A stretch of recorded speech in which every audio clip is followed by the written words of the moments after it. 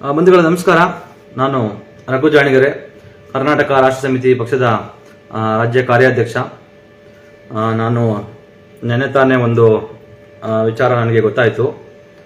ಮಾದನಾಯಕನಹಳ್ಳಿಯ ಏನು ಅಲ್ಲಿರುವಂತಹ ಒಬ್ಬ ಭ್ರಷ್ಟ ನೀಚ ಏನು ಪೊಲೀಸು ಸಮವಸ್ತ್ರ ಧರಿಸಿ ಕೆಲಸ ಮಾಡೋದಕ್ಕೆ ಲಾಯಕ್ ಅಲ್ಲದಂತಹ ಒಬ್ಬ ವ್ಯಕ್ತಿ ನಾವು ಏನು ಕಳೆದ ಕೆಲವು ದಿನಗಳಿಂದ ನಡೆದಂತಹ ಘಟನೆಯಲ್ಲಿ ನಮ್ಮವರು ಭ್ರಷ್ಟಾಚಾರದ ವಿರುದ್ಧ ಹೋರಾಟ ಮಾಡ್ತಾ ಇರುವಂತಹ ನಮ್ಮವರು ಅಲ್ಲಿ ಯಾರು ಭ್ರಷ್ಟರು ರೈತರಿಗೆ ನ್ಯಾಯ ಕೊಡಿಸೋದಕ್ಕೆ ಅಂತ ಹೋದಂಥ ಸಂದರ್ಭದಲ್ಲಿ ರೈತರಿಂದ ಸುಲಿಗೆ ಮಾಡ್ತಾ ಇದ್ದಂತಹ ಬ್ರೋಕರ್ಗಳು ಭ್ರಷ್ಟಾಚಾರ ಮಾಡ್ತಿದ್ದಂಥವರು ಅವರು ಭ್ರಷ್ಟಾಚಾರ ಮಾಡೋದಕ್ಕೆ KRS ಪಕ್ಷದವರು ಏನು ತಡೀತಾ ಇದ್ದಾರೆ ಅದನ್ನ ಅಂತ ಹೇಳಿ ಅವರಿಗೆ ನಷ್ಟ ಆಗ್ತಾ ಇದೆ ಅಂತ ಹೇಳಿ ನ್ಯಾಯಯುತವಾಗಿ ನ್ಯಾಯವಾದ ದಾರಿನಲ್ಲಿ ಭ್ರಷ್ಟಾಚಾರ ನಿಲ್ಲಿಸೋದಕ್ಕೆ ರೈತರ ಪರವಾಗಿ ಹೋರಾಟ ಮಾಡ್ತಿದ್ದಂತಹ ನಮ್ಮವ್ರ ಮೇಲೆ ದಾಳಿ ಮಾಡಿ ಗುಂಪು ಕಟ್ಟಿಕೊಂಡು ಬಹಳ ದೊಡ್ಡ ಮಟ್ಟದಲ್ಲಿ ಪಿತೂರಿ ಮಾಡಿ ನಮ್ಮವ್ರ ಮೇಲೆ ಸಾಮೂಹಿಕವಾಗಿ ಹಲ್ಲೆ ಮಾಡಿದಂಥ ಸಂದರ್ಭದಲ್ಲಿ ನಮ್ಮ KRS ಪಕ್ಷದ ಮುಖಂಡರುಗಳು ಮಾದನಾಯಕನಹಳ್ಳಿಯ ಒಬ್ಬ ರಾಕ್ಷಸ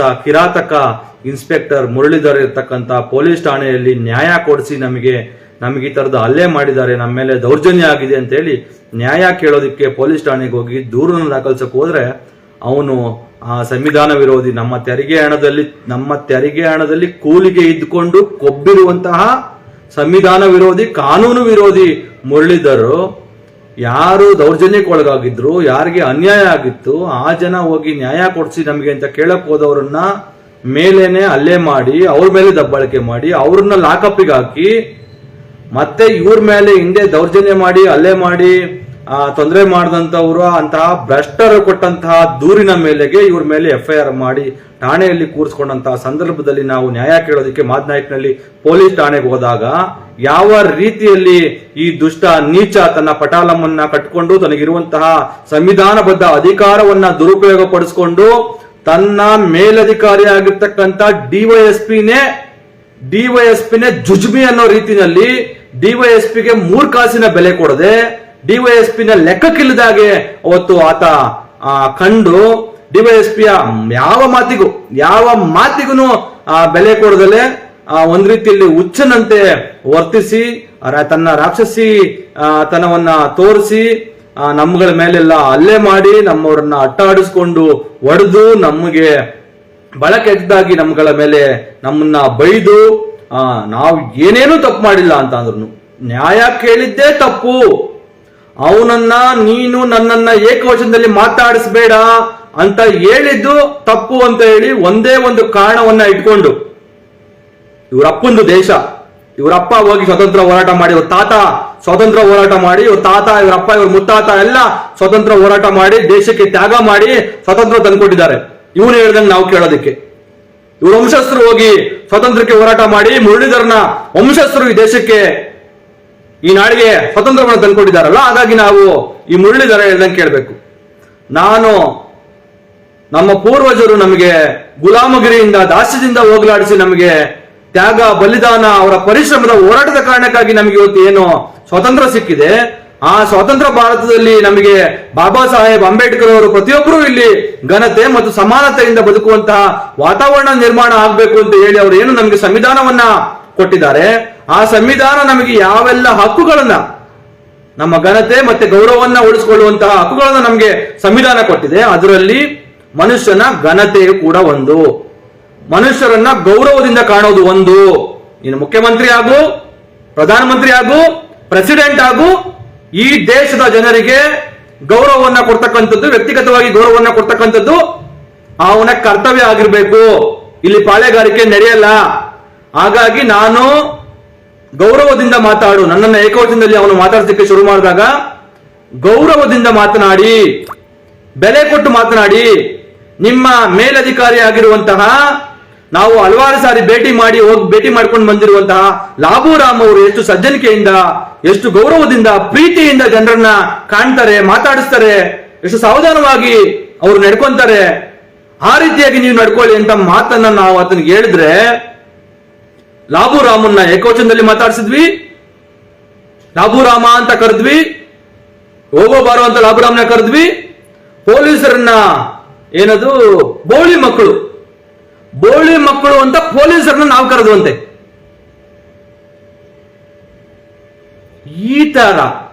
ಈ ತರ ಒಬ್ಬ ಹುಚ್ಚನ ತರ ಹಸಿ ಸುಳ್ಳುಗಳನ್ನ ಇವನು ಹೇಳ್ತಾನೆ ಅಂತ ಅಂದ್ರೆ, ತನ್ನ ಮೇಲಧಿಕಾರಿಯ ಮರ್ಯಾದೆ ಘನತೆ ಹಾಳಾದ್ರೂ ಪರವಾಗಿಲ್ಲ, ತನ್ನದೇನೋ ಬೆಳೆ ಬೇಯಿಸ್ಕೋಬೇಕು ಅಂತ ಹೇಳಿ ಈ ಮಾದನಾಯಕನಹಳ್ಳಿಯ ಮುರಳೀಧರ ತಮ್ಮ ಮೇಲಧಿಕಾರಿ ಪಾಪ ಎಷ್ಟೆಲ್ಲ ಘನತೆ ಗೌರವನ್ನ ಕಾಪಾಡಿಕೊಂಡು ಕರ್ನಾಟಕದ ಜನರ ಪ್ರೀತಿ ಗಳಿಸಿರುವಂತಹ ಲಾಬುರಾಮ್ ಅಂತಹ ಒಬ್ಬ ಪ್ರಾಮಾಣಿಕ ದಕ್ಷ ಅಧಿಕಾರಿಯ ಮರ್ಯಾದೆ ತೆಗಿತಾನೆ ಇವನೇ ಅಂತ ಅಂದ್ರೆ, ಇವನು ಯಾವ ಮಟ್ಟಕ್ಕೆ ಕೊಬ್ಬಿರ್ಬೋದು.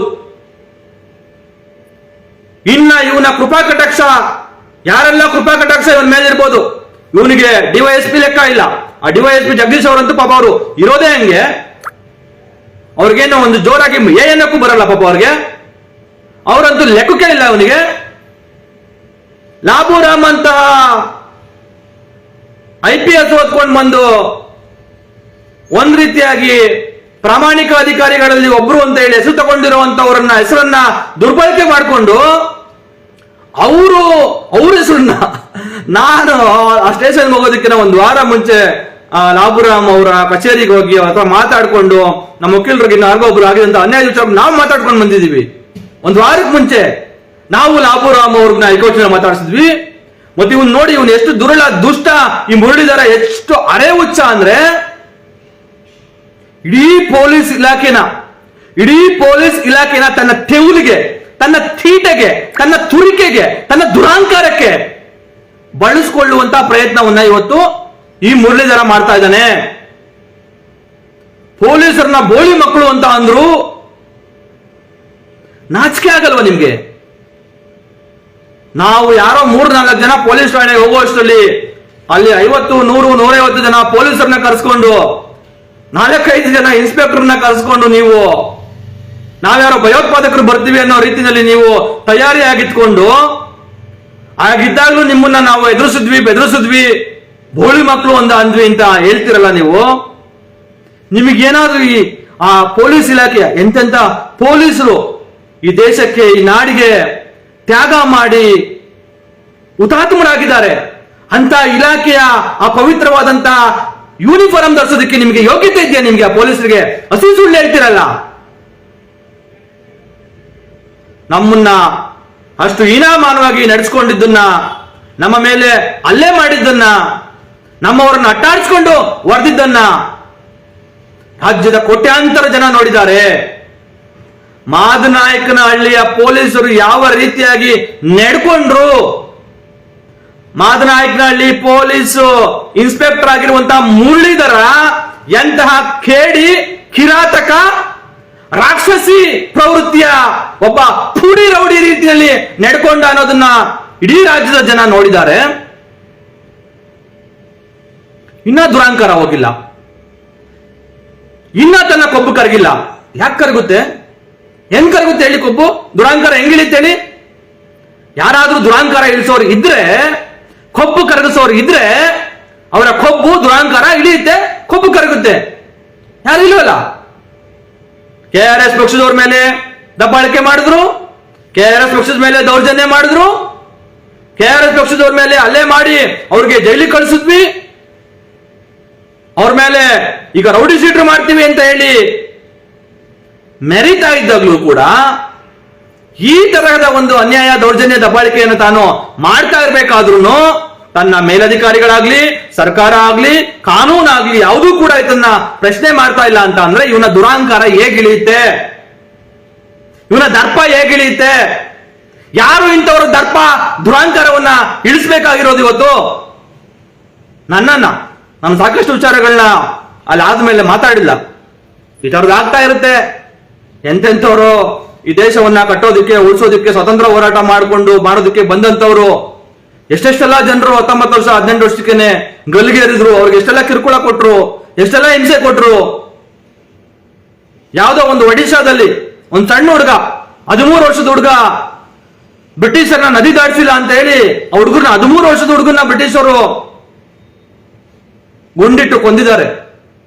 ಇತಿಹಾಸದಲ್ಲಿ ಬಹಳಷ್ಟು ಜನರು ಧೈರ್ಯವನ್ನ ತೋರಿಸಿ, ಶೌರ್ಯವನ್ನ ತೋರಿಸಿ ಬ್ರಿಟಿಷರ ವಿರುದ್ಧ ಹೋರಾಟ ಮಾಡಿದ್ದಕ್ಕೆ ನಮಗೆ ಸ್ವತಂತ್ರ ಸಿಕ್ಕಿದೆ. ಹಲವಾರು ಸಂದರ್ಭಗಳಲ್ಲಿ ಈ ತರ ದುಷ್ಟರ ವಿರುದ್ಧ ಜನ ಧೈರ್ಯ ತೋರಿಸಿ ಹೋರಾಟ ಮಾಡಿದಕ್ಕೇನೆ ಜನ ಇವತ್ತು ಈ ಸಮಾಜದಲ್ಲಿ ನೆಮ್ಮದಿಯಾಗಿ ಬದುಕೋದಕ್ಕೆ ಸಾಧ್ಯ ಆಗಿದೆ.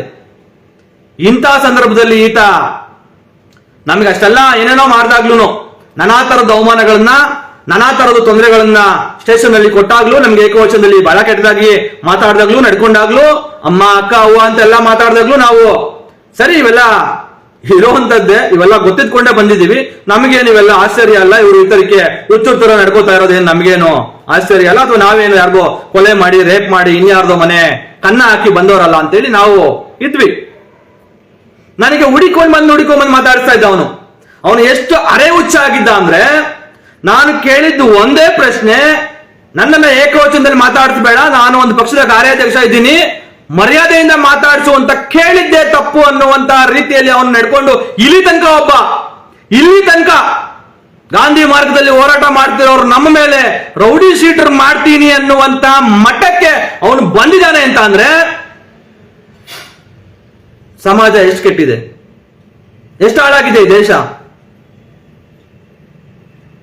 ಯಾರು ಕಾಪಾಡಬೇಕು ಈ ದೇಶನ? ಯಾರು ಉಳಿಸ್ಕೋಬೇಕು ಈ ದೇಶನ? ಏನ್ ಸರಿಗಿದೆ ಇಲ್ಲಿ? ತಿನ್ನೋದಕ್ಕೆ ಜನರಿಗೆ ಅನ್ನ ಇಲ್ಲ, ಬಡವರಾಗಿ ಉಳ್ಕೊಂಡಿದ್ದಾರೆ, ಶ್ರೀಮಂತರು, ಅಧಿಕಾರಿಗಳು, ಪೊಲೀಸರು, ರಾಜಕಾರಣಿಗಳು ಇವತ್ತು ಲೂಟಿ ಮಾಡ್ತಾ ಇದ್ದಾರೆ, ಲೂಟಿ ಮಾಡಿದವರೇ ಮಾಡ್ತಾ ಇದ್ದಾರೆ, ಸಂಪತ್ತನ್ನ ಅವರೇ ಏರಿಸ್ಕೋತಾ ಇದ್ದಾರೆ, ಜನರು ಬಡವರಾಗಿ ಉಳ್ಕೊಂಡಿದ್ದಾರೆ, ಜನರ ಯೋಗ್ಯತೆಗೆ ಇಲ್ಲೊಂದು ಶಾಲೆಗಳಿಲ್ಲ, ಸರ್ಕಾರಿ ವ್ಯವಸ್ಥೆ ಇಲ್ಲ, ಪೊಲೀಸ್ ಠಾಣೆಗಳಲ್ಲಿ ಗೌರವ ಇಲ್ಲ, ಮಕ್ಕಳಿಗೆ ಶಿಕ್ಷಣ ಕೊಡ್ತಕ್ಕಂಥ ಗುಣಮಟ್ಟದ ಶಿಕ್ಷಣ ಕೊಡ್ತಕ್ಕಂಥ ಶಾಲೆಗಳಿಲ್ಲ, ಆಸ್ಪತ್ರೆಗಳಿಲ್ಲ, ರಸ್ತೆ ಗುಂಡಿಗಳಿಂದ ಜನ ಸಾಯ್ತಾ ಇದ್ದಾರೆ. ಯಾರು ಕೇಳಬೇಕು? ಯುವ ಜನರಿಗೆ ಉದ್ಯೋಗ ಇಲ್ಲ, ಯಾರು ಕೇಳಬೇಕು? ಯಾರು ಹೋರಾಟ ಮಾಡಬೇಕು? ಯಾರು ಕೊಡ್ತಾರೆ ನಮ್ಗೆ?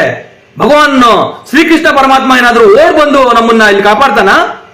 ಅಥವಾ ನಮ್ಮ ಹಾಗೆ ಹೇಡಿಗಳ ರೀತಿಯಲ್ಲಿ ಮನೆಯಲ್ಲಿ ಕೂತ್ಕೊಂಡು ಇವತ್ತು ರೀಲ್ಸ್ ಇನ್ನೊಂದು ಟ್ರಾಲ್ ಮಾಡ್ತಾ ಕೂತಿದ್ರೆ ನಮ್ಗೆ ಸ್ವತಂತ್ರ ಬರ್ತಾ ಇತ್ತಾ? ನಮಗೆ ಸ್ವಾತಂತ್ರ್ಯ ಬರೋದಕ್ಕೂ ಲಕ್ಷಾಂತರ ಜನರು ಈ ರೀತಿಯಾದಂತಹ ಅವಮಾನವನ್ನ, ಕಿರಿಕಿರಿಗಳನ್ನ, ಹಿಂಸೆಗಳನ್ನ ಅನುಭವಿಸಿ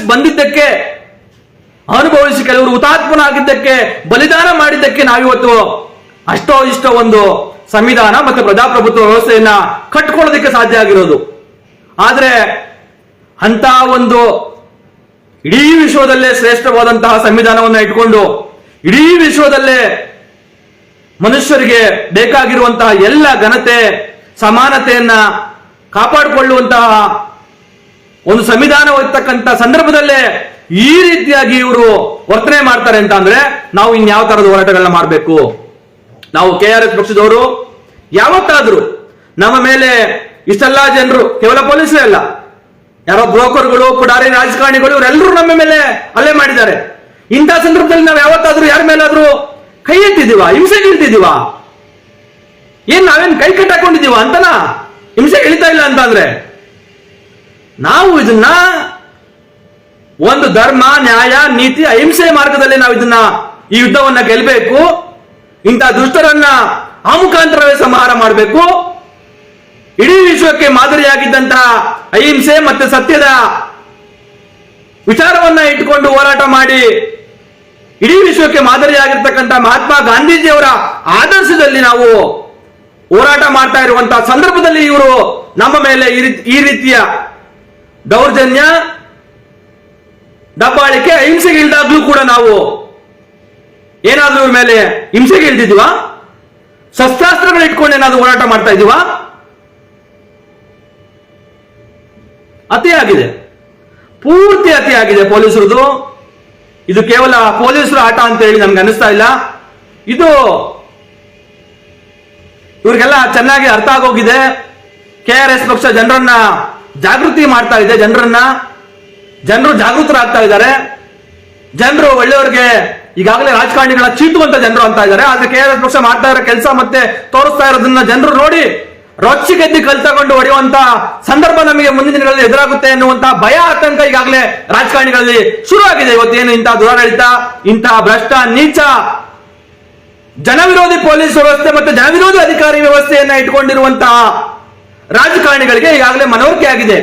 ಹಾಗಾಗಿ ಅವರು ಇವತ್ತು ಪೊಲೀಸರು ರಾಜಕಾರಣಿ ಇದು ಸರ್ಕಾರಿ ಅಧಿಕಾರಿಗಳನ್ನ ಬಳಸಿಕೊಂಡು ಇವತ್ತು ನಮ್ಮನ್ನ ಮಟ್ಟ ಹಾಕ್ಬೇಕು ಅಂತ ಹೇಳಿ KRS ಪಕ್ಷವನ್ನ ಮಣಿಸ್ಬೇಕು ಅಂತ ಹೇಳಿ ನಿಂತಿದ್ದಾರೆ. ಆದ್ರೆ ಇವರು ಒಂದನ್ನ ಅರ್ಥ ಮಾಡ್ಕೊಳ್ಬೇಕು, ಒಂದನ್ನ ಬಹಳ ಚೆನ್ನಾಗಿ ಅರ್ಥ ಮಾಡ್ಕೊಳ್ಳಿ. ಯಾವನೆಲ್ಲ ಭ್ರಷ್ಟ ನೀಚ KRS ಪಕ್ಷವನ್ನ ಮಣಿಸ್ಬೇಕು, KRS ಪಕ್ಷವನ್ನ ನಿರ್ನಾಮ ಮಾಡಬೇಕು ಅಂತ ಕನಸು ಕಾಣ್ತಾ ಇರುವಂತಹ ನೀಚ ಭ್ರಷ್ಟ ಪೊಲೀಸರು ಸರ್ಕಾರಿ ಅಧಿಕಾರಿಗಳು ಒಂದನ್ನ ನೀವು ಅರ್ಥ ಮಾಡ್ಕೊಳ್ಳಿ. KRS ಪಕ್ಷದಲ್ಲಿರುವಂತಹ ಸೈನಿಕರು, ನಾವೇನ್ ಹೇಳ್ತಾ ಇದ್ವಲ್ಲ, ಸೈನ್ಯ ಸೇನೆ, KRS ಸೈನ್ಯ ಬಿರಿಯಾನಿಗೆ ಬಿಸ್ಕೆಟ್ಗೆ ಓಟಿ ಪ್ಯಾಕೆಟ್ಗೆ ಬಂದಿರೋ ಜನರಲ್ಲ. ನಮ್ಮ ಪಕ್ಷದಲ್ಲಿರೋ ಸೈನಿಕರು, ನಾವೇನ್ ಹೇಳ್ತಾ ಇದ್ವಿ ಸೈನಿಕರು ಅಂತ, ಇವ್ರು ಯಾರು ಬಿರಿಯಾನಿ ಬಿಸ್ಕೆಟ್ ಓಟಿ ಪ್ಯಾಕೆಟ್ಗೆ ಬಂದವರಲ್ಲ, ಸಮಯ ಬಂದ್ರೆ ಎದೆ ಕೊಡೋದಕ್ಕೂ ಸಿದ್ಧವಾಗಿರುವಂತ ಜನರು ಅನ್ನೋದನ್ನ ನೀವು ಅರ್ಥ ಮಾಡ್ಕೋಬೇಕು. ಜೈಲಿಗೆ ಹೋಗೋದಕ್ಕೆ ಎದುರ್ಕೋತೀವಿ ಅಂತ ಅನ್ಕೊಂಡಿದ್ದೀರಾ? ರೌಡಿ ಶೀಟ್ರು ಮಾಡಿಸ್ಕೋದಕ್ಕೆ ನಾವು ಎದುರ್ಕೋತೀವಿ ಅಂತ ಅನ್ಕೊಂಡಿದ್ದೀರಾ? ಮಾಡದೆ ತಪ್ಪಿಗೆ ನೀವು ನಮ್ಮನ್ನ ರೌಡಿ ಶೀಟ್ರು ಮಾಡ್ಬಿಟ್ರೆ ನಾವು ಸುಮ್ಮನೆ ಬಂದು ಪೆರೇಡ್ ಮಾಡಿಸ್ಕೊಂಡು ನಿಮ್ಮ ಹತ್ರ ಚುಯಿಂಗಮ್ಗಳ ಹತ್ರ ಪೆರೇಡ್ ಮಾಡಿಸ್ಕೊಂಡು ಸುಮ್ಮನೆ ಬರ್ತೀವಿ ಅಂತ ಅನ್ಕೊಂಡಿದ್ದೀರಾ? ನಮ್ಮದು ದೇಶ, ನಿಮ್ಮ ಅಪ್ಪಂದಲ್ಲ ದೇಶ. ನಿಮ್ಮ ಅಪ್ಪಂದು ನಿಮ್ಮ ತಾತಂದು ಅಲ್ರಪ್ಪ ದೇಶ ಇದು, ನಮ್ಮದು ದೇಶ ಇದು. ಗೊತ್ತಿದೆ ಏನ್ ಮಾಡ್ಬೇಕು ಅಂತ ನಮಗೆ. ಸೊ ಇವತ್ತು ನನಗೆ ನಿನ್ನೆ ದಿವಸ ಈ ಮಾದನಾಯಕನಹಳ್ಳಿಯ ಪೊಲೀಸ್ ಇನ್ಸ್ಪೆಕ್ಟರ್ ಮುರಳೀಧರ ಆತನೇ ಒಂದು ನೋಟಿಸ್ ಅನ್ನ ಕೊಟ್ಟಿದ್ದಾನೆ. ನಿಮ್ಮನ್ನ ಇದಕ್ಕೆ ರೌಡಿ ಶೀಟ್ರು, ರೌಡಿ ಶೀಟ್ರಿಗೆ ಸೇರಿಸ್ಬೇಕು ಅಂತ ಹೇಳಿ ನಾನು ಅವನ್ ಶಿಫಾರಸ್ ಅಂತೆ, ಅವನ್ ಶಿಫಾರಸ್ ಇದು, ಮುರಳೀಧರನ್ ಶಿಫಾರಸ್ಸು ಇದು, ಪೊಲೀಸರ ಶಿಫಾರಸ್ ಅಲ್ಲ, ಕಾನೂನಿನ ಶಿಫಾರಸ್ ಅಲ್ಲ. ಅಫ್ಟಾಲಿ ಜುಜುಬಿ ತಲೆ ಕೆಟ್ಟಿರುವಂತಹ, ಲೂಸ್ ಆಗಿರುವಂತಹ, ಹುಚ್ಚನಾಗಿರುವಂತಹ ಮುರಳೀಧರನ್ ಶಿಫಾರಸ್ಸು ನನ್ನನ್ನ ರೌಡಿ ಶೀಟ್ರು ಮಾಡ್ಬೇಕಂತ. ಎಷ್ಟೆಲ್ಲ ಜನರನ್ನ ಹುಚ್ಚ ರೌಡಿ ಶೀಟ್ರು ಮಾಡಿರ್ಬೋದು, ಅಥವಾ ಎಷ್ಟೆಲ್ಲ ಜನರನ್ನ ಇವನು ಈ ರೀತಿಯಾಗೇನೆ ಅಮಾಯಕರನ್ನ ಇವನು ಹಿಂಸಿಸಿರ್ಬೋದು, ಅಮಾಯಕರನ್ನ ಸುಳ್ಳು ಕೇಸುಗಳನ್ನ ಹಾಕಿ ಜೈಲಿಗೆ ಇಟ್ಟಿರ್ಬೋದು. ಇಂಥವ್ರ ಬಗ್ಗೆ ಸರ್ಕಾರ ಸೀರಿಯಸ್ ಆಕ್ಷನ್ ತಗೋಬೇಕಲ್ವಾ? ನಾನಾಗ್ಲೇ ಹೇಳಿದೆ, ಯಾಕೆ ಇವನು ಮೆರಿತಾ ಇದ್ದಾನೆ ಅಂತ ಅಂದ್ರೆ, ಕೋಟ್ಯಾಂತರ ಜನರು ನೋಡಿದ್ರು KRS ಪಕ್ಷದವ್ರ ಮೇಲೆ ಯಾವ ತರದ ಅನ್ಯಾಯ ಆಯ್ತು, ದೌರ್ಜನ್ಯ ದಬ್ಬಾಳಿಕೆ ಆಯ್ತು ಅಂತ. ಇವನ್ ಕಿತ್ಕೊಳಕಾಗಿಲ್ವಲ್ಲ ನಾವು, ಇವನ್ ಏನ್ ಅನಾಡ್ಸ್ಕೊಳಕಾಗಿಲ್ಲ ಜನರು, KRS ಪಕ್ಷದವರೇ ಅಲ್ಲ. ಆಮೇಲೆ ಜನರು ಅಷ್ಟೇ, ಇದೇನ KRS ಪಕ್ಷದವ್ರದ್ದು ಯಾಕೋ ಆಗಿರೋ ಅನ್ಯಾಯ ಅಂತ ಹೇಳಿ ಜನರು ಆರಾಮಾಗಿರ್ಬೋದು. ರಾಜಕಾರಣಿಗಳೇನು ಅವ್ರೇ ಸಾಕೊಂಡ್ರದಲ್ವಾ ನಾಯಿಗಳು ಇವರು, ಅವ್ರು ಸಾಕೊಂಡ್ರಂತ ಹುಚ್ಚು ನಾಯಿಗಳು, ಅವ್ರು ಹೇಳಿದಾಗೆ ಕೇಳ್ತಾರೆ. ಅದ್ರಲ್ಲೇನು ಬೇರೆ ವ್ಯತ್ಯಾಸ ಇವಾಗೇನು ನಮ್ಗೇನು ಆಶ್ಚರ್ಯ ಅಂತ ಅನಿಸ್ತಾ ಇಲ್ಲ. ಈ ತರದ ಹುಚ್ಚು ನಾಯಿಗಳು ಇವತ್ತು ಇಷ್ಟೆಲ್ಲ ಮಾಡ್ತಾ ಇದ್ದಾಗ್ಲೂ ಕೂಡ, ಇಷ್ಟೆಲ್ಲ ಅನ್ಯಾಯ ದೌರ್ಜನ್ಯವನ್ನ ಮಾಡಿರೋದನ್ನ ಜನ ನೋಡಿದಾಗ್ಲೂ ಕೂಡ ಸರ್ಕಾರ ಇವರ ಮೇಲೆ ಏನೂ ಕ್ರಮ ತೆಗೆದುಕೊಂಡಿಲ್ಲ ಅಂತ ಅಂದ್ರೆ ಹೇಗೆ ಬುದ್ಧಿ ಕಲಿತಾರೆ ಇವರು? ಯಾವ ರೀತಿಯಾಗಿ ಇವರು ಎಚ್ಚೆತ್ಕೋತಾರೆ? ಜನಸಾಮಾನ್ಯರ ಬಗ್ಗೆ ಯಾವ ರೀತಿಯಲ್ಲಿ ಗೌರವ ಮೂಡುತ್ತೆ ಇವ್ರಿಗೆ? ಕೋಟ್ಯಾಂತರ ಜನರು ಬೆಂಬಲ ಇರುವಂತಹ ಇವತ್ತು ರಾಜ್ಯಾದ್ಯಂತ ಸುಮಾರು 55,000 ಜನರು ತಮ್ಮ ಬೆವರಿನ ಪಾಲನ್ನ ಕೊಟ್ಟು ನಮ್ಮ ಪಕ್ಷಕ್ಕೆ ಸದಸ್ಯರಾಗಿದ್ದಾರೆ. ಇಂತಹ ಸಂದರ್ಭದಲ್ಲಿ ಇಷ್ಟೆಲ್ಲ ಒಂದು ದೊಡ್ಡ ಹೋರಾಟವನ್ನ, ಭ್ರಷ್ಟರ ವಿರುದ್ಧ ಸಮರವನ್ನ ಸಾರಿ ಅಹಿಂಸಾತ್ಮಕವಾದಂತಹ ಹೋರಾಟಗಳನ್ನ ಮಾಡೋದ್ರ ಮುಖಾಂತರ ಭ್ರಷ್ಟರನ್ನ, ದುಷ್ಟರನ್ನ, ಈ ವ್ಯವಸ್ಥೆಗೆ ಇವತ್ತು ಮಾರಕವಾಗಿರುವಂತಹ ಜನರನ್ನ ಎಚ್ಚರಿಸಿ ಸರಿಪಡಿಸುವಂತ ಕೆಲಸವನ್ನ KRS ಪಕ್ಷ ಇವತ್ತು ಮಾಡುವ ಮುಖಾಂತರ ಜನಮನ್ನಣೆ ಗಳಿಸ್ತಾ ಇರುವಂತಹ ಸಂದರ್ಭದಲ್ಲೂ ಕೂಡ ಇವರು ನಮ್ಮ ಮೇಲೆ ಈ ತರಹದ ದಬ್ಬಾಳಿಕೆ ಮತ್ತು ದೌರ್ಜನ್ಯವನ್ನ ಮಾಡ್ತಾರೆ ಅಂತ ಅಂದ್ರೆ ಇವರು ಎಷ್ಟು ಕೊಬ್ಬಿದ್ದಾರೆ, ಇವರು ಎಷ್ಟು ಮಿತಿ ಮೀರಿದ್ದಾರೆ. ಮುರಳೀಧರ, ಕೇವಲ ಇದು ಮುರಳೀಧರ ಒಬ್ಬ ಸಾಂಕೇತಿಕವಾಗಿ ಉದಾಹರಣೆಯಾಗಿ ನಾವು ಹೇಳ್ತಾ ಇದೀವಿ. ಇಡೀ ವ್ಯವಸ್ಥೆನಲ್ಲಿ ಇವತ್ತು ಪೊಲೀಸ್ ಇಲಾಖೆ ಆಗ್ಲಿ, ಅಧಿಕಾರಿಶಾಹಿ ಆಗ್ಲಿ, ರಾಜಕಾರಣಿಗಳ ವಲಯದಲ್ಲಾಗ್ಲಿ ಮುರಳೀಧರನಂತಹ ಹುಚ್ಚರು, ಮುರಳೀಧರನಂತಹ ಜನ ವಿರೋಧಿಗಳು ಇವತ್ತು ಸಾಕಷ್ಟು ಸಂಖ್ಯೆಯಲ್ಲಿ ತುಂಬಿದ್ದಾರೆ. ಜನರನ್ನ ಕಾಳಜಿಯಿಂದ, ಪ್ರೀತಿಯಿಂದ, ಗೌರವದಿಂದ ಅವರ ಗಂಟೆಗೆ ಧಕ್ಕೆ ಆಗದ ರೀತಿಯಲ್ಲಿ ಜನರಿಗೆ ಸೇವೆ ಕೊಡಬೇಕಾಗಿರುವಂತಹ ಜಾಗದಲ್ಲಿರುವಂತಹ ಈ ತರದ ಪೊಲೀಸರು, ಅಧಿಕಾರಿಗಳು, ಜನಪ್ರತಿನಿಧಿಗಳು ಈ ರೀತಿಯಾಗಿ ಜನರನ್ನ ಶೋಷಣೆ ಮಾಡೋದಕ್ಕೆ, ದೌರ್ಜನ್ಯ ಮಾಡೋದಕ್ಕೆ ಮುಂದಾದ್ರೆ ಎಷ್ಟು ದಿವಸ ಅಂತ ಜನ ಸಹಿಸ್ಕೊಂಡಿರ್ತಾರೆ? ಜನ ನೋಡ್ತಾ ಇದ್ದಾರೆ. ಇದು ಕೇವಲ ಪೊಲೀಸ್ ವಿಚಾರ ಅಲ್ಲ, ಕೇವಲ ಪೊಲೀಸ್ ದೌರ್ಜನ್ಯ ಅನ್ನೋ ವಿಚಾರ ಅಲ್ಲ. ಇಡೀ ಸರ್ಕಾರ ಇವತ್ತು ಯಾವ ರೀತಿಯಾಗಿ ಆಡಳಿತ ನಡೆಸ್ತಾ ಇದೆ, ಅದು ಕೇಂದ್ರ ಸರ್ಕಾರ ಆಗಿರ್ಬೋದು, ರಾಜ್ಯ ಸರ್ಕಾರ ಆಗಿರ್ಬೋದು, ಜನರನ್ನ ಯಾವ ರೀತಿಯಾಗಿ ಇವರು ನೋಡ್ತಾ ಇದ್ದಾರೆ, ಯಾವ ರೀತಿಯಾಗಿ ಜನರ ಕಲ್ಯಾಣವನ್ನು ಇವರು ಮಾಡ್ತಾ ಇದ್ದಾರೆ ಅನ್ನೋದು ರಾಜ್ಯದ ಜನರು ಮತ್ತೆ ದೇಶದ ಜನರು ನೋಡ್ತಾ ಇದ್ದಾರೆ. ನೋಡಿ ಸಾಕಾಗಿದೆ ಒಂದು ಮಟ್ಟಕ್ಕೆ. ಆದ್ರೆ ಏನ್ ಮಾಡ್ಬೇಕು, ಮುಂದೆ ನಾವೇನ್ ಮಾಡ್ಬೇಕು? ಇಂಥ ಪರಿಸ್ಥಿತಿ ಆಯ್ತು, ನಮಗೂ ಮಾಡ್ತಾರೆ ರೌಡಿ ಶೀಟ್ರು, ನಮಗೂ ದಬ್ಬಾಳಿಕೆ ಮಾಡ್ತಾರೆ, ದೌರ್ಜನ್ಯ ಮಾಡ್ತಾರೆ. ನಾಳೆ ದಿವಸ ಇನ್ಯಾರೋ ಸಾಮಾನ್ಯ ಜನರಿಗೂ ದಬ್ಬಾಳಿಕೆ ಮಾಡ್ತಾರೆ, ಅವ್ರಿಗೂ ಹಿಂಸೆ ಕೊಡ್ತಾರೆ, ಅವ್ರಿಗೂ ಏನೋ ರೌಡಿ ಶೀಟ್ರು ಮಾಡಿ ಎಷ್ಟು ದಿವಸ ಅಂತ ನಾವು ಇದನ್ನೆಲ್ಲ ಸಹಿಸ್ಕೊಳ್ಳೋದು? ಇಲ್ಲಿ ತನಕ ನಾವು ಇದನ್ನ ಸಹಿಸ್ಕೊಂಡು ಸುಮ್ಮನೆ ಇರೋದು? ಇದಕ್ಕೆ ಪರಿಹಾರ ಏನು? ಇದಕ್ಕೆ ನನಗನ್ಸುತ್ತೆ ಇವತ್ತು 2 ಆಯ್ಕೆಗಳು ನಮ್ಮ ಮುಂದೆ ಇದೆ, ಬಹಳ ಸ್ಪಷ್ಟವಾಗಿ 2 ಆಯ್ಕೆ ನಮ್ಮ ಮುಂದೆ ಇದೆ. ಒಂದು, ಇವತ್ತಿನ ವ್ಯವಸ್ಥೆ ಏನಿದೆ, ಈ ವ್ಯವಸ್ಥೆನಲ್ಲೇ ನಾವು ಒಗ್ಗಿಕೊಂಡು ಈ ವ್ಯವಸ್ಥೆನಲ್ಲೇ ಮುಂದುವರೆದು, ಈ ವ್ಯವಸ್ಥೆಗೆ ಒಪ್ಕೊಂಡು ಮುಂದುವರೆದ್ರು ನಾವು ಈ ವ್ಯವಸ್ಥೆನಲ್ಲಿ ಒಂದಲ್ಲ ಒಂದು ದಿವಸ ಈ ವ್ಯವಸ್ಥೆಯ ಸಂತ್ರಸ್ತರಾಗ್ತೀವಿ, ಈ ವ್ಯವಸ್ಥೆಯಿಂದ ತೊಂದರೆಗೊಳಗಾಗ್ತೀವಿ ಒಂದಲ್ಲ ಒಂದು ದಿವಸ. ಇನ್ನೊಂದು ಆಯ್ಕೆ ಏನು ಅಂತ ಅಂದ್ರೆ, ಈ ವ್ಯವಸ್ಥೆಗೆ ಒಪ್ಕೊಂಡು ವ್ಯವಸ್ಥೆಯ ಸಂತ್ರಸ್ತರಾಗೋದು ಒಂದು ದಿವಸ, ಅಥವಾ ಈ ವ್ಯವಸ್ಥೆ ಏನಿದೆ ಈ ವ್ಯವಸ್ಥೆಯ ಸರಿಪಡಿಸೋದಕ್ಕೆ ಹೋರಾಟ ಮಾಡಿ ಹೋರಾಟದ ದಾರಿಯಲ್ಲಿ ಸಂತ್ರಸ್ತರಾಗೋದು, ಹೋರಾಟ ಮಾಡೋದ್ರ ಮುಖಾಂತರ ಸಂತ್ರಸ್ತರಾಗೋದು. ಇವತ್ತು ನಾವು 2ನೇ ಆಯ್ಕೆಯಲ್ಲಿ ಇದ್ದೀವಿ. ಪರವಾಗಿಲ್ಲ, ಇಲ್ಲಿ ಈ ಬೇಕೂಫ್ಗಳನ್ನ, ಇವ್ರು ಮಾಡಬಾರದನ್ನ, ಅನಾಚಾರವನ್ನ ಮಾಡಬಾರದು, ದೌರ್ಜನ್ಯ, ದಬ್ಬಾಳಿಕೆಯನ್ನ, ಭ್ರಷ್ಟಾಚಾರವನ್ನ, ದುರಾಡಳಿತವನ್ನ ಎಲ್ಲ ಸಹಿಸಿಕೊಂಡು ಸುಮ್ಮನೆ ಇರೋದಕ್ಕಿಂತ ಎಲ್ಲ ಸಹಿಸಿಕೊಂಡು ಕೂಡ ಸಂತ್ರಸ್ತರಾಗಿ ಯಾವತ್ತೋ ಒಂದು ದಿವಸ ಇವರ ದಬ್ಬಾಳಿಕೆ, ದೌರ್ಜನ್ಯ, ಶೋಷಣೆಗೆ ನಾವು ಸಂತ್ರಸ್ತರಾಗೋದಕ್ಕಿಂತ ಈ ರೀತಿಯಾಗಿ ಇದನ್ನ ಪ್ರಶ್ನೆ ಮಾಡೋದ್ರ ಮುಖಾಂತರ, ಇದರ ವಿರುದ್ಧ ಹೋರಾಟ ಮಾಡೋದ್ರ ಮುಖಾಂತರ ಆದ್ರೂ ನಾವು ಸಂತ್ರಸ್ತರಾದ್ರೆ ಪರವಾಗಿಲ್ಲ ಅನ್ನುವಂತ ಒಂದು ಧೈರ್ಯದಲ್ಲಿ, ನಮಗೆ ಸ್ವಾತಂತ್ರ್ಯವನ್ನ ತಂದುಕೊಟ್ಟಂತಹ, ಪ್ರಜಾಪ್ರಭುತ್ವ ವ್ಯವಸ್ಥೆಯನ್ನ ಕಟ್ಟಿಕೊಟ್ಟಂತಹ, ಸಂವಿಧಾನವನ್ನ ನಿರ್ಮಿಸಿಕೊಟ್ಟಂತಹ ನಮ್ಮ ಪೂರ್ವಿಕರ ಸ್ಫೂರ್ತಿಯಲ್ಲಿ ನಾವಿವತ್ತು ವ್ಯವಸ್ಥೆಯನ್ನ ಬದಲಾಯಿಸೋದಕ್ಕೆ ಹೋರಾಟ ಮಾಡ್ತಾ ಇದೀವಿ. ಹಾಗಾಗಿ ಈ ತರದ್ದು ರೌಡಿ ಶೀಟರ್ಗಳಿಗಾಗ್ಲಿ, ಜೈಲಿಗೆ ಕಳಿಸೋದ್ರಿಂದ ಆಗ್ಲಿ, ಕೇಸುಗಳನ್ನ ಹಾಕೋದ್ರಿಂದ ಆಗ್ಲಿ ಯಾವನು KRS ಪಕ್ಷದವ್ರನ್ನ ಎದುರಿಸೋದಕ್ಕಾಗಲ್ಲ. KRS ಪಕ್ಷದ ಯಾವೊಬ್ಬ ಸೈನಿಕರನ್ನು ನೀವು ನಿಮ್ಮ ದುಷ್ಕೃತ್ಯಗಳಿಂದ, ನಿಮ್ಮ ಪಿತೂರಿಗಳಿಂದ, ನಿಮ್ಮ ವಿಕೃತ ಮನಸ್ಥಿತಿಗಳಿಂದ ನೀವು ನಮ್ಮ ಸ್ಥೈರ್ಯವನ್ನಾಗ್ಲಿ ಧೈರ್ಯವನ್ನಾಗ್ಲಿ ಹಾಳು ಮಾಡೋದಕ್ಕೆ ನಿಮ್ಮ ಕೈಲಿ ಸಾಧ್ಯವೇ ಇಲ್ಲ. ಅದನ್ನ ಭ್ರಷ್ಟ ಪೊಲೀಸರು ಮತ್ತು ಸರ್ಕಾರಿ ಅಧಿಕಾರಿಗಳು ಅರ್ಥ ಮಾಡ್ಕೋಬೇಕು. ನೀವು ನಿಲ್ಲಿಸ್ತೀರಾ ಅಂತ ಹೇಳಿ ನಮಗೆ ಅನ್ನಿಸ್ತಿಲ್ಲ. ನಾವು ಏನ್ ಮಾಡ್ಬೇಕಂತ ಹೇಳಿ ನಾವು ತೀರ್ಮಾನ ಮಾಡ್ತಾ ಇದ್ದೀವಿ. ನಿಮ್ಮ ಈ ಮಟ್ಟದ ದುರಾಂಕಾರವನ್ನ, ಈ ಮಟ್ಟದ ಬಾಳಿಕೆ ಶೋಷಣೆಯನ್ನ ಯಾವ ರೀತಿಯಾಗಿ ನಾವು ಮಟ್ಟ ಹಾಕ್ಬೇಕಂತ ಹೇಳಿ, ನಾವು ಯಾವ ತರಹದ ಹೋರಾಟಗಳನ್ನ ನಾವು ಮಾಡ್ಬೇಕಂತ ಹೇಳಿ, ಜನರ ಸಹಭಾಗಿತ್ವದಲ್ಲಿ ಮುಂದಿನ ದಿನಗಳಲ್ಲಿ ನಿಮ್ಮ ಈ ತರಹದ ದಬ್ಬಾಳಿಕೆ ದೌರ್ಜನ್ಯವನ್ನು ಮಟ್ಟ ಹಾಕೋದಕ್ಕೆ ಏನ್ ಮಾಡ್ಬೇಕಂತ ಹೇಳಿ ನಾವು ಯೋಚನೆ ಮಾಡ್ತಾ ಇದೀವಿ. ಅದನ್ನೊಂದಷ್ಟು ಕಾರ್ಯಯೋಜನೆಗಳನ್ನು ನಾವು ರೂಪಿಸ್ತಾ ಇದ್ದೀವಿ. ನಾನು ಇದಿಷ್ಟು ವಿಚಾರಗಳನ್ನ ರಾಜ್ಯದ ಜನರ ಮುಂದಕ್ಕೆ ತರಬೇಕಾಗಿತ್ತು.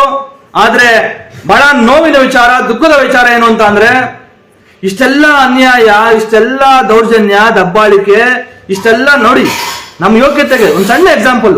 ಇವತ್ತು ಜನರು ರಿಯಲ್ ಎಸ್ಟೇಟ್ ಜಮೀನುಗಳ ಬೆಲೆ ಎಷ್ಟಾಗಿದೆ ಅಂತ ಅಂದ್ರೆ, ಒಂದೊಂದು ಎಕರೆ ಜಮೀನಿಗೆ ಇವತ್ತು 1 ಕೋಟಿ, 1 ಕುಂಟೆ 1 ಲಕ್ಷ, 2 ಲಕ್ಷ, 3 ಲಕ್ಷ, ಈ ರೀತಿಯಾಗಿ ಸರ್ಕಾರ ಜಮೀನುಗಳ ಬೆಲೆ ಜಾಸ್ತಿ ಆಗಿದೆ. ಜಮೀನು ಕೊಳ್ತಾ ಇರೋದು ಯಾರು ಕೊಳ್ತಾರೆ? 1 ಎಕರೆ ಜಮೀನಿಗೆ 1 ಕೋಟಿ ಅಂತ ಆದ್ರೆ ಇವತ್ತು, ಇಲ್ಲ 1 ಎಕರೆ ಜಮೀನಿಗೆ 1 ಲಕ್ಷ ಅಂತ ಆದ್ರೆ ಆ ಜಮೀನನ್ನ ಕೊಳ್ಳೋರು ಯಾರು ಇವತ್ತು ಸಮಾಜದಲ್ಲಿ? ಸಾಮಾನ್ಯ ಜನರು ಕೊಳ್ಳಕ್ಕಾಗುತ್ತಾ? 1 ಲಕ್ಷ ಸಂಪಾದನೆ ಮಾಡುವಂತ ಒಬ್ಬ ವ್ಯಕ್ತಿ 1 ಎಕರೆ ಜಮೀನನ್ನ ಕೊಳ್ಳೋದಕ್ಕೆ ಎಷ್ಟು ವರ್ಷಗಳು ಬೇಕು? ಆದ್ರೆ ಜಮೀನನ್ನ ಕೊಳ್ತಾ ಇರೋದು ಯಾರು? ಅದೇ ಬಂಡವಾಳಶಾಹಿಗಳು, ಅದೇ ಶ್ರೀಮಂತರ ವರ್ಗದ ಜನರು, ಅದೇ ಜನ ಯಾವತ್ತು ಈ ಭ್ರಷ್ಟ ರಾಜಕಾರಣಿಗಳನ್ನ ಬೆಂಬಲಿಸ್ತಾ ಇರುವಂತ ಅವರ ಹಿಂಬಾಲಕರು ಇವತ್ತು ಇಡೀ ಆಸ್ತಿಯನ್ನ, ಸಂಪತ್ತನ್ನ ಲೂಟಿ ಮಾಡ್ತಾ ಇದ್ದಾರೆ. ಈ ಲೂಟಿ ಮಾಡಿದಂತ ಸಂಪತ್ತನ್ನ ಮತ್ತೆ ಚುನಾವಣೆಗಳ ಸಂದರ್ಭದಲ್ಲಿ ಇವರು ಖರ್ಚು ಮಾಡ್ತಾ ಇದ್ದಾರೆ. ಮತ್ತೆ ಯಾರು ಚುನಾವಣೆಗೆ ನಿಲ್ತಾ ಇರೋದು? ಭೂಮಿ ಬೆಲೆಯನ್ನ ಹೆಚ್ಚಿಸಿದಂತವರು, ಭೂಮಿಯನ್ನ ತಮ್ಮ ವಶವನ್ನಾಗಿ ಮಾಡಿಕೊಂಡಿರುವಂತವರು, ಅದೇ ಭೂಮಿಯಿಂದ ಸಂಪಾದಿಸಿದಂತಹ ಹಣವನ್ನ ತಗೊಂಡು ಬಂದು ಇವತ್ತು ರಾಜಕಾರಣಕ್ಕೆ ಹೂಡಿಕೆ ಮಾಡಿ ಗೆಲ್ಲೋದಕ್ಕೆ ಬರುವಂತಹ ಜನರೇ ರಾಜಕಾರಣ ಮಾಡ್ತಾ ಇರುವಂತವರು. ಇಂತಹ ಸಂದರ್ಭದಲ್ಲಿ ಜನ ಇದನ್ನೆಲ್ಲ ನೋಡ್ತಾ ಇರುವಂತವ್ರು ಒಂದು ಕುಂಟೆ ಒಂದು ಯಾವುದೋ 10-12 ಲಕ್ಷ ಕೊಟ್ಟು ಸಣ್ಣದಾಗಿ ಒಂದು ಬೆಂಗಳೂರಿನಲ್ಲೋ ಅಥವಾ ಇನ್ಯಾವುದೋ ಪಟ್ಟಣದಲ್ಲೋ ಹಳ್ಳಿನಲ್ಲೂ ಇವತ್ತು ಹಳ್ಳಿನಲ್ಲೂ 4-5 ಲಕ್ಷ ಒಂದು ಊರಲ್ಲಿ ಒಂದು ಗ್ರಾಮದಲ್ಲಿ ಸೈಟ್ ತಗೋಬೇಕಂತ ಅಂದ್ರೆ ತಗೊಳ್ಳೋದಕ್ಕೆ ನಮ್ಮ ಕೈಲಿ ಶಕ್ತಿ ಇಲ್ಲದ ರೀತಿಯಲ್ಲಿ ನಮ್ಮನ್ನ ನಿಶಕ್ತರನ್ನಾಗಿ ನಮ್ಮನ್ನ ಮಾಡಿರುವಂತಹ ಇಂತಹ ಆಡಳಿತ ಕೊಡ್ತಾ ಇರುವಂತಹ ಜನರನ್ನೇ ಜನರು ಪದೇ ಪದೇ ಆಯ್ಕೆ ಮಾಡ್ಕೊತಾ ಇದ್ರೆ ಜನರನ್ನ ಏನ್ ಹೇಳ್ಬೇಕು? ನಾವು ಜನರಿಗೆ ಏನ್ ಹೇಳ್ಬೇಕು? ಇಂಥವ್ರಿಗೆ ತಮ್ಮನ್ನ ಯಾರು ಶೋಷಣೆ ಮಾಡ್ತಾ ಇದ್ದಾರೆ, ತಮ್ಮನ್ನ ಯಾರು ದಬ್ಬಾಳಿಕೆ ಮಾಡ್ತಾ ಇದ್ದಾರೆ, ತಮ್ಮನ್ನ ಯಾರು ದೌರ್ಜನ್ಯ ಮಾಡ್ತಾ ಇದ್ದಾರೆ ಅಂತವ್ರನ್ನೇ ಜನ ಆಯ್ಕೆ ಮಾಡ್ಕೊತಾ ಬಂದ್ರೆ ಯಾರು ಕಾಪಾಡ್ತಾರೆ ಜನರನ್ನ? ಯಾರು ಕಾಪಾಡ್ತಾರೆ ನಮ್ಮನ್ನ? ಜನಸಾಮಾನ್ಯರನ್ನ ಯಾರು ರಕ್ಷಿಸ್ತಾರೆ? ಹಾಗಾದ್ರೆ ಕೇವಲ ಅಧಿಕಾರಿಗಳು, ಪೊಲೀಸರು, ಇವತ್ತಿನ ಭ್ರಷ್ಟ ರಾಜಕಾರಣಿಗಳನ್ನಷ್ಟೇ ಇದರಲ್ಲಿ ಕೈವಾಡ ಇದೆಯಾ ಅಥವಾ ಅವ್ರದಷ್ಟೇನೆ ಇದರಲ್ಲಿ ಪಾಲಿದೆಯಾ? ಜನಸಾಮಾನ್ಯರದೇನು ಇಲ್ವಾ? ಇದನ್ನೆಲ್ಲ ರಾಜ್ಯದ ಜನ ಅರ್ಥ ಮಾಡ್ಕೋಬೇಕು. KRS ಪಕ್ಷ ಹೋರಾಟವನ್ನ ಮುಂದುವರಿಸುತ್ತೆ. ಇಂತಹ ಸಾವಿರ ಲಕ್ಷ ಕೋಟಿ ಮುರಳೀಧರರನ್ನ ಎದುರಿಸುವಂತಹ ಗುಂಡಿಗೆ ಇರುವಂತಹ ಧೈರ್ಯ ಇರುವಂತಹ ಜನ ಕರ್ನಾಟಕದಲ್ಲಿ ಮುಂದೆ ಬರ್ತಾರೆ. ಇಂತಹ ಮುರಳೀಧರನಂತಹ ದೌರ್ಜನ್ಯವನ್ನ ದಬ್ಬಾಳಿಕೆಯನ್ನ ಮೆಟ್ಟಿ ನಿಲ್ತಾರೆ. ಅದು ಇತಿಹಾಸ, ಈ ನೆಲದ ಇತಿಹಾಸ ಅದನ್ನ ಹೇಳುತ್ತೆ. ಮುರಳೀಧರನ್ಗೆ ಗೊತ್ತಿರಲಿ, ಮುರಳೀಧರನಂತಹ ಅವನ ತರದೇ ಉಚ್ಚ ಮನಸ್ಥಿತಿಯಲ್ಲಿರುವಂತಹ ಜನರಿಗೂ ಇದು ತಿಳಿದಿರಲಿ. ಇದು ರಘು ಜಾಣಗೆರೆ ಹೋರಾಟ ಅಲ್ಲ, KRS ಪಕ್ಷದ ಹೋರಾಟ ಅಲ್ಲ. ರಾಜ್ಯದ ಜನರು, ನಾಡಿನ ಜನರು ನಿಮ್ಮ ಅನೀತಿ, ಅಧರ್ಮ, ದೌರ್ಜನ್ಯ, ದಬ್ಬಾಳಿಕೆ ವಿರುದ್ಧ ಸಿಡಿದು ಹೇಳ್ತಾರೆ. ಒಂದ್ ದಿವಸ ಸಮಯ ದೂರ ಇಲ್ಲ. ನೀವು ಮುಂದುವರಿಸಿ, ನೀವು ನಿಮ್ ಕೆಲಸ ಮುಂದುವರಿಸಿ. ನೀವು ಏನು ಮಾಡ್ತಾ ಇದ್ದೀರಾ? ನೀವು ಸರಿಗೆ ಮಾಡ್ತಾ ಇದ್ದೀರಾ? ಮುರಳೀಧರ ಆಗಿರ್ಲಿ, ಇವತ್ತು KRS ಪಕ್ಷದ ಮೇಲೆ ಮುಗಿಬಿದ್ದಿರುವಂತಹ ಸರ್ಕಾರಿ ಅಧಿಕಾರಿಗಳು, ಪೊಲೀಸರು, ರಾಜಕಾರಣಿಗಳು, ನೀವೇನಿದ್ದೀರಿ? ಏನ್ ಮಾಡ್ತಾ ಇದ್ದೀರಿ? ಇವತ್ತು ನೀವು ಸರಿಯಾಗಿ ಮಾಡ್ತಾ ಇದ್ದೀರಿ. ನೀವು ಆ ರೀತಿ ಮಾಡಿದಾಗಲೇ ಜನಕ್ಕೆ ಗೊತ್ತಾಗೋದು ಜನ ಎಷ್ಟು ಅಪಾಯದ ಪರಿಸ್ಥಿತಿಯಲ್ಲಿ ಜನ ಇವತ್ತು ಇದ್ದಾರೆ ಅನ್ನೋದು. ನಿಮ್ಮ ಇಂತಹ ನೀಚ ಕೃತ್ಯಗಳು ಬಯಲಿಗೆ ಬಂದಾಗಲೇ ಗೊತ್ತಾಗೋದು. ನೀವು ಮುಂದುವರಿಸಿ, ಕೇಸ್ ಹಾಕಿ, ರೌಡಿ ಶೀಟ್ರು ಮಾಡಿ. ನಾನು ಮುರಳೀಧರ್, ನಾನು ಪೆರೇಟಿಗೆ ಬಂದ್ರೆ ಒಬ್ಬ ಬರಲ್ಲ. KRS ಪಕ್ಷದ ಯಾವುದೇ ಒಬ್ಬ ಸೈನಿಕನನ್ನ ಕರೆಸಿ ನೀವು ಪೊಲೀಸರು ವಿನಾಕಾರಣ ಅವರ ಮೇಲೆ ಸುಳ್ಳು ದೂರನ್ನ ಹಾಕಿಸಿ ಪೆರೇಡ್ ಮಾಡ್ತೀರಾ ಅಂತ ಅಂದ್ರೆ, ಅಂತ ಪೆರೇಡ್ ಅಲ್ಲಿ KRS ಪಕ್ಷದ ಸೈನಿಕ ಒಬ್ಬಂಟಿಯಾಗಿರೋಲ್ಲ. KRS ಪಕ್ಷದ 100 ಸೈನಿಕರು ಆ ಪೊಲೀಸ್ ಪೆರೇಡ್ ನಲ್ಲಿ ನಿಂತಿರ್ತಾರೆ ಅನ್ನೋದನ್ನ ಪೊಲೀಸರು ಅರ್ಥ ಮಾಡ್ಕೋಬೇಕು. ಎತ್ತೀವಿ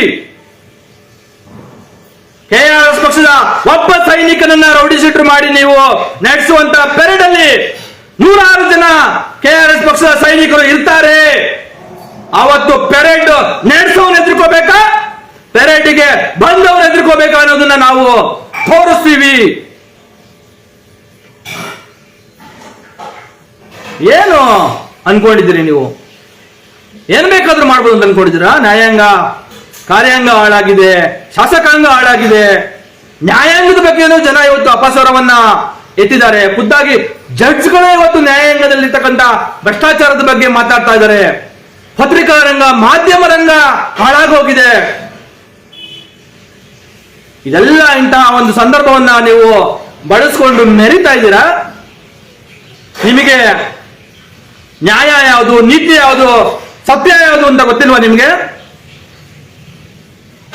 ನಿಮ್ಮ ಗುಂಡಿಯನ್ನ ತೋಡ್ಕೊಳ್ಳುವಂತಹ ಕೆಲಸವನ್ನ ನೀವು ಇವತ್ತು ಮಾಡ್ತಾ ಇದ್ದೀರಿ. ದಂಧೆ ಮಾಡ್ತಾ ಇದ್ದಾರೆ ಇವತ್ತು ಪೊಲೀಸರು ಅಕ್ಷರಶಃ. ಬೆಂಗಳೂರಂತಹ ಮಹಾನಗರದಲ್ಲಿ ಪೊಲೀಸರು ಇವತ್ತು ಬೆಂಗಳೂರಿನ ಮಹಾನಗರದಲ್ಲಿ ನಡೀತಾ ಇರತಕ್ಕಂಥ ಎಲ್ಲ ತರಹದ ಕ್ರೈಮು, ಎಲ್ಲ ತರಹದ ಸಮಾಜ ವಿರೋಧಿ ಕೃತ್ಯಗಳು, ಸಮಾಜ ದ್ರೋಹಿ ಕೃತ್ಯಗಳ ಜೊತೆಯಲ್ಲಿ ಪೊಲೀಸರು ಶಾಮೀಲಾಗಿದ್ದಾರೆ. ಪೊಲೀಸರ ಶಾಮೀಲಿಲ್ಲದೆ, ಪೊಲೀಸರ ಸಹಕಾರ ಇಲ್ಲದೆ ಇವತ್ತು ಯಾವುದೂ ನಡೀತಾ ಇಲ್ಲ ಬೆಂಗಳೂರಂತ ಒಂದು ಮೆಟ್ರೋಪಾಲಿಟನ್ ಸಿಟಿಯಲ್ಲಿ. ಏನ್ ನಡೀತಾ ಇಲ್ಲ ಇಲ್ಲಿ. ಯಾವ ದಂಧೆ ನಡೀತಾ ಇಲ್ಲ ಇಲ್ಲಿ. ಅದನ್ನೆಲ್ಲ ಮಾಡೋರನ್ನ ನಿಲ್ಸೋದ್ ಬಿಟ್ಟು, ಅದೆಲ್ಲ ಮಾಡೋರನ್ನ ತಡೆಯೋದ್ ಬಿಟ್ಟು, ನೀವು ಸಿಂಗಮ್ ಆಗ್ಬೇಕು ಅಥವಾ ನೀವು ಮೆರೀರಿ, ನ್ಯಾಯವಾದ ಕೆಲಸ ಮಾಡಿ, ಒಳ್ಳೆ ಕೆಲಸ ಮಾಡಿ, ಕಳ್ಳರನ್ನ, ಸಮಾಜಘಾತಕರನ್ನ, ಸಮಾಜಕ್ಕೆ ಮಾರಕವಾಗಿರೋರನ್ನ, ಭಯೋತ್ಪಾದಕರನ್ನ, ಇಂಥವ್ರನ್ನ ಶಿಕ್ಷಿಸಿ, ಜನರ ಪ್ರೀತಿ ಗಳಿಸಿ, ಜನರ ವಿಶ್ವಾಸ ಗಳಿಸಿ.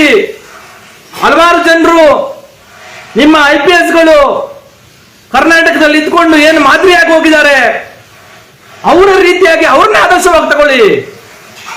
ಅದು ಬಿಟ್ಟು ಅವನೇ ಯಾರೋ ಇನ್ಸ್ಪೆಕ್ಟ್ರು, ಅಲ್ಲಿರೋ ಇನ್ಸ್ಪೆಕ್ಟ್ರು 200 ಕೋಟಿ ಮಾಡ್ದ, ಇವನು 300 ಕೋಟಿ ಮಾಡ್ದ, ಇವನು 400 ಕೋಟಿ ಮಾಡ್ದ. ಏನು ರೇಸಿಗೆ ಬಿದ್ದಿದ್ರ ನೀವು? ಪೊಲೀಸರು ರೇಸಿಗೆ ಬಿದ್ದಿದ್ರೇನಪ್ಪ ನೀವು ಇಲ್ಲಿ? ದುಡ್ಡನ್ನ, ಜನರ ದುಡ್ಡನ್ನ ಲೂಟಿ ಮಾಡೋದಕ್ಕೆ, ಶೋಷಣೆ ಮಾಡೋದಕ್ಕೆ ಬಂದಿರ ನೀವು. ಒಂದು ಜನ ಕಾಕೆ ಹಾಕೊಂಡು ನೀವು ಇಲ್ಲಿ ಇಡೀ ಪೊಲೀಸ್ ಇಲಾಖೆಗೆ ಕಳಂಕ. ನೀವು ಹೊತ್ತು ಇಡೀ ಪೊಲೀಸ್ ಇಲಾಖೆಗೆ ಮುರಳೀಧರ ಮತ್ತೆ ಈ ತರಹದ ಕೆಲವು ಪೊಲೀಸರು ಇವತ್ತು ಕಳಂಕಿತರಾಗಿದ್ದಾರೆ. ಪೊಲೀಸ್ ಇಲಾಖೆಗೆ ಗೌರವ ಬರೋದು ಇಂತಹ ಕಳಂಕಿತರನ್ನ ಪೊಲೀಸ್ ಇಲಾಖೆ ನಿವಾರಿಸಿಕೊಂಡಾಗ ಮಾತ್ರ. ಅವರ ಮೇಲಧಿಕಾರಿನ ನಾವು ಬೈದ್ವಿ ಅಂತ ಹೇಳ್ತಾ ಇದ್ದಾನೆ.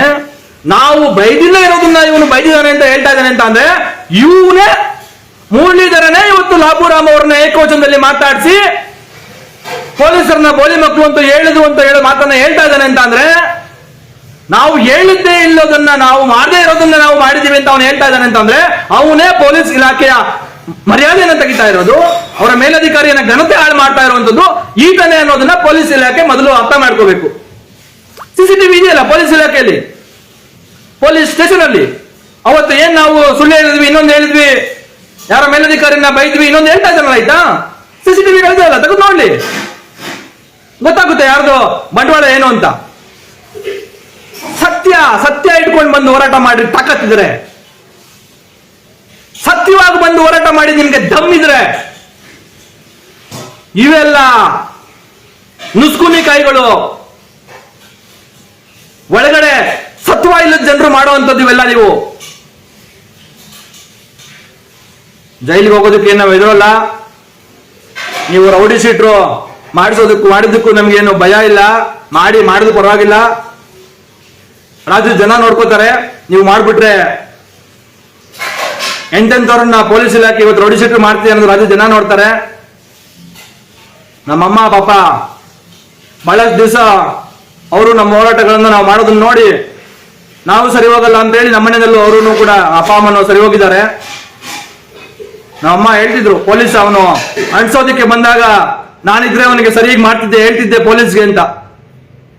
ಪಾಪ ನಮ್ಮಪ್ಪ ಏನ್ ಮಾತಾಡಲ್ಲ ಅವರು, ಹಂಗಾಗಿ ಅವನು ಅಂಟಿಸ್ಬಿಟ್ಟು ಫೋಟೋ ಹೊಡ್ಕೊಂಡು ಹೋಗಿದ್ದಾನೆ.